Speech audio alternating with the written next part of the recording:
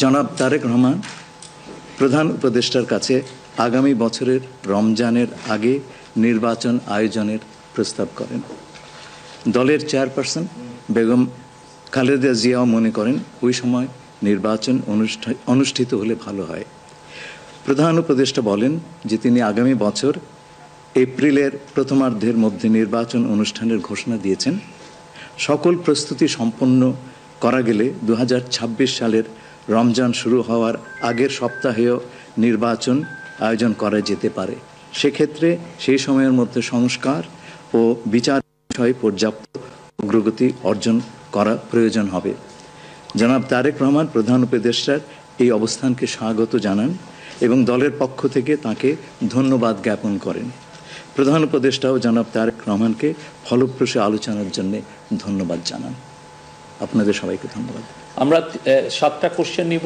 আপনারা কোশ্চেনগুলো করবেন হচ্ছে আমাদের national security adviser doctor Khalilur Rahman এবং বিএনপির স্ট্যান্ডিং কমিটির মেম্বার আমির খসরু মাহমুদ চৌধুরী। প্লিজ।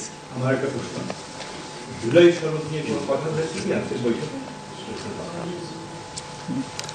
না, জুলাই সনদ নিয়ে তো অলরেডি আলোচনা চলছে দেশে, এবং এই ব্যাপারে আমাদের মধ্যে অলরেডি সিদ্ধান্ত আছে যে ঐক্যমতের ভিত্তিতে জুলাই সনদ হবে, এবং সংস্কারের ব্যাপারেও একই উত্তর আমাকে দিতে হয় যে ঐক্যমতের পরিপ্রেক্ষিতে আমরা সংস্কার এবং জুলাই সনদ দুটাই করব। সকলের ঐক্যমতের পরিপ্রেক্ষিতে সেটা সিদ্ধান্ত নেওয়া হবে, এবং এটা আমি নিশ্চিত এটা খুব কম সময়ের মধ্যে আমরা সেই সিদ্ধান্ত নিতে পারি।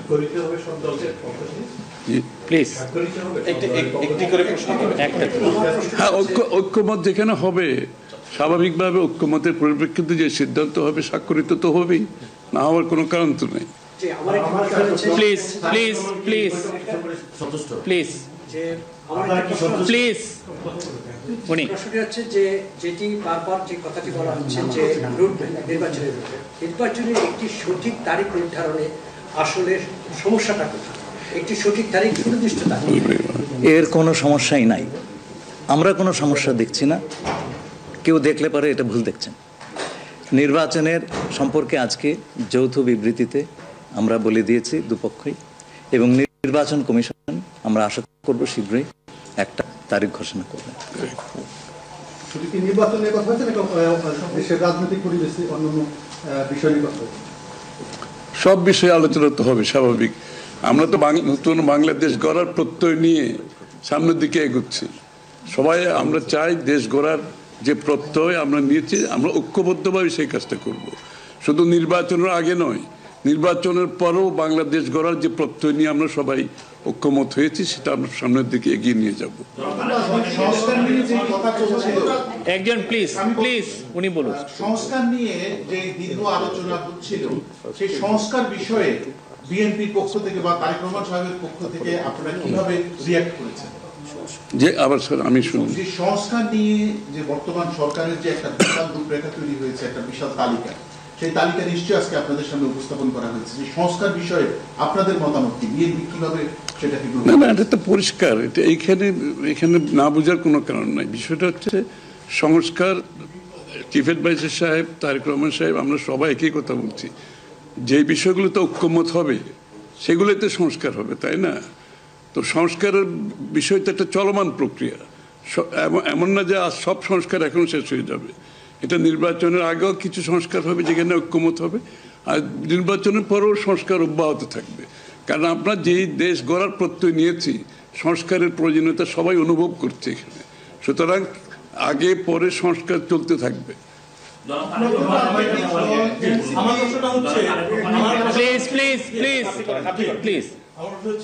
তারেক রহমান দীর্ঘদিন ধরে এখানে অবস্থান করছেন এবং স্বরাষ্ট্র উপদেষ্টাও বলেছেন ওনার দেশে ফিরতে কোনো বাধা নেই। ওনার এই ব্যাপারে কোনো আলোচনা হয়েছে কিনা বা কবে দেশে ফিরতে পারে? এই ব্যাপারে আলোচনার কোনো প্রয়োজনীয়তা আছে বলে আমরা মনে করি না। তারেক রহমান সাহেব যখনই ইচ্ছা উনি দেশে ফিরে যেতে পারবেন, সুতরাং এটা সিদ্ধান্ত উনি নেবেন সময় মতো। আমি একটা প্রশ্ন করতে চাই। আমার প্রশ্ন আছে যে শেখ হাসিনার যে এই যে হত্যাযজ্ঞ, সেই হত্যাযজ্ঞের যে বিচার প্রক্রিয়া, সেই বিচার প্রক্রিয়ার সাথেও কিন্তু একটা বিষয় জড়িত। তিনি বলেছেন যে তার সময় অর্থাৎ নির্বাচনের আগেই শেখ হাসিনার যে বিচার প্রক্রিয়া তিনি শেষ করতে চান এবং পরবর্তীতে তাকে ফিরিয়ে আনার ব্যাপারে তিনি সিদ্ধান্ত নেবেন।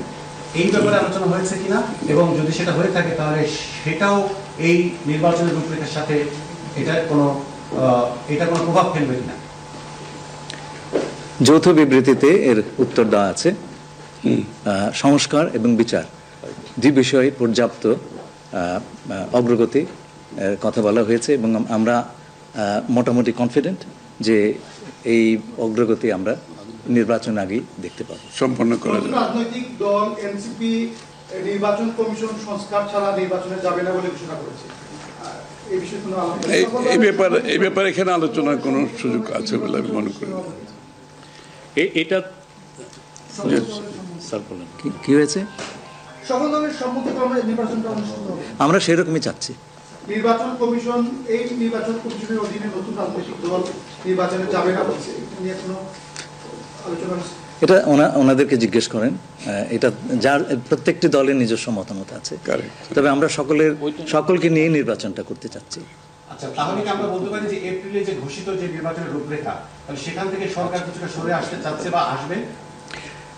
যৌথ ঘোষণায় এই বিষয়টি সুস্পষ্টই বলা আছে। আপনারা শুনেছেন, যদি সকল কাজ সময় মতো আমরা করতে পারি এবং বিচার ও সংস্কারের ব্যাপারে পর্যাপ্ত অগ্রগতি হয়, তাহলে নিশ্চয়ই সেটা করা যেতে পারে। এখানে আমি একটু অ্যাড করি যে ইয়ের সাথে, যে মিটিংটা প্রথমে আমাদের দুই সাইডের ডেলিগেশনের সাথে হয়েছে এবং পরবর্তীতে 1-to-1 ওনারা দুজনে দীর্ঘ সময় আলোচনা করেছেন। আপনারা কি সন্তুষ্ট কিনা? নিশ্চয়ই সন্তুষ্ট। শুধু আমরা তো বলছি নির্বাচনের আগে নয়, নির্বাচনের পরও দেশ গড়ার ক্ষেত্রে আমরা সবাই একসাথে কাজ করতে হবে, নতুন বাংলাদেশ করতে হবে। আর সন্তুষ্ট না হলে তো যৌথ ঘোষণা আসবার কথা নয়। এখন যে বিচার প্রক্রিয়া চলছে বিগত সরকারের যেগুলো, আপনি একবার কোশ্চেন শেষ করে দেন প্লিজ। না, আরেকটা লাস্ট কোশ্চেন নিব, লাস্ট